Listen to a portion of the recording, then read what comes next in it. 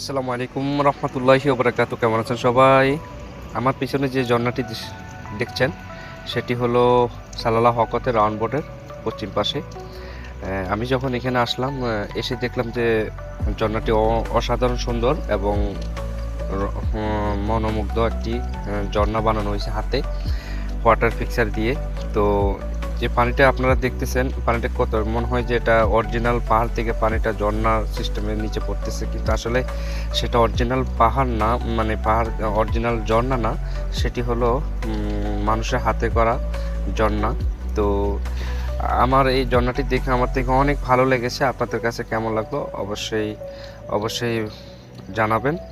আর এখানে এসে আমি দেখলাম যে ঝর্ণাটি সামনে একটা ভিডিও করলে মনে হয় ভালো হতো, তাই একটা ভিডিও করলাম। আর আপনাদের কাছে কেমন লাগলো অবশ্যই জানাবেন। আর যদি আমাদের সাথে যদি আমার এই ফেসবুক প্রোফাইলে যদি আপনি নতুন হয়ে থাকেন তাহলে অবশ্যই একটা ফলো দিবেন, লাইক কমেন্ট শেয়ার করে দিবেন, কারণ আপনাদের লাইক শেয়ার কমেন্ট ভিডিও বানানোর জন্য অনুপ্রেরণা করে। তো ভালো থাকবেন সবাই। আসসালামু আলাইকুম ওয়া রাহমাতুল্লাহি ওয়া বারাকাতুহু।